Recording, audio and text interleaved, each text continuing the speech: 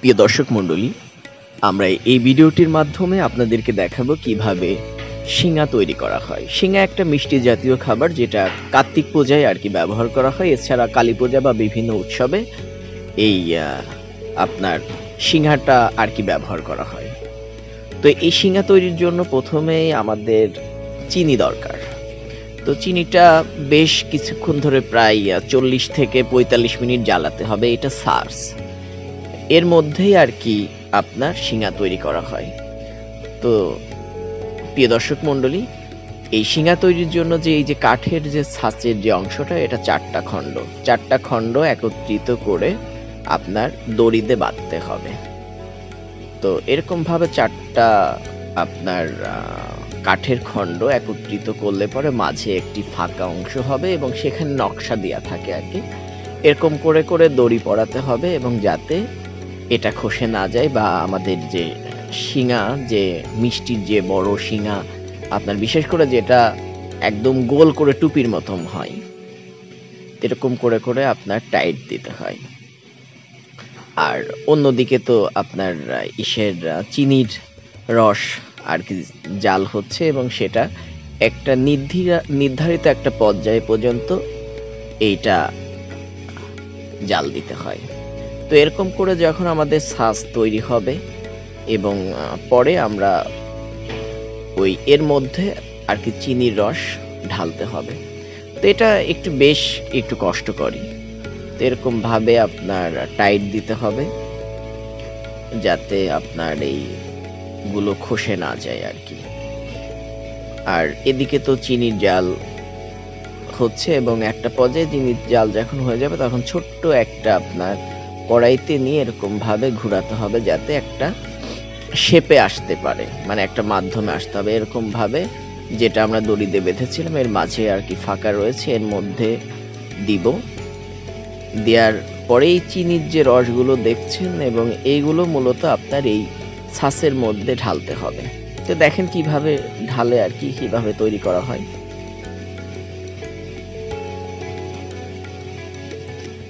এরকম করতে করতে এক পর্যায়ে একটা সাদা একটা অংশ হয়ে যায় আর কি। এখন এর মধ্যে ঢালতে হবে। এগুলো ছোট, দেখতেই পাচ্ছেন যে ছোটগুলা কিন্তু চারপাশে ঘুরায় ঘুরায় আর কি শক্ত করছে। আর এগুলো বড়গুলাতেও এরকম ঢালবে। এই যে এবার দেখতে পাবেন যে বড়গুলাতে কিভাবে ঢালে আর কি। এই দেখেন বড়গুলার মধ্যে একবারে ঢালা হচ্ছে। প্রায় এটা আপনার আধা কেজি থেকে শুরু করে প্রায় 20-25 কেজি এবং বড় বড় শিঙা তৈরি করা যায়। দেখছেন এর মধ্যে ঢালার পরে এটা এরকম ভাবে চারপাশে আর কি ঘুরাতে হবে, তাহলে এটা একটা শিঙা প্রস্তুত হয়ে যাবে। এরকম ভাবে চারপাশে ঘুরায় ঘুরায় এটা শক্ত করতে হবে।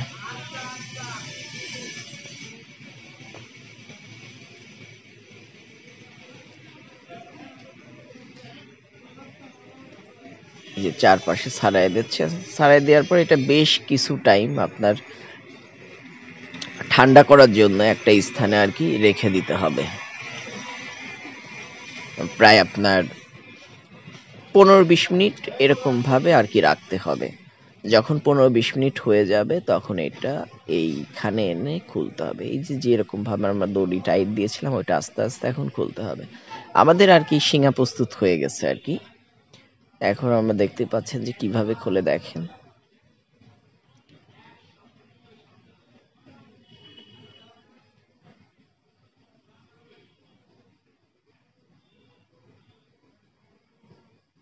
দেখছেন সবগুলো এখন একটা একটা করে পার্ট। এই যে এক পার্ট খুললো, চারটা পার্ট রয়েছে। এই দেখেন কত সুন্দর শিঙা প্রস্তুত হয়ে গেছে। এটা এক ধরনের মিষ্টি জাতীয় খাবার যেটা হিন্দু ধর্মের যে কার্তিক পূজা রয়েছে, কালী পূজা রয়েছে, এগুলোতে আর কি ব্যবহার করা হয় এবং বড়গুলা মূলত অর্ডারের মাধ্যমে মানে তৈরি করা হয়। এটার ওজন প্রায় 6 থেকে 7 কেজি হবে।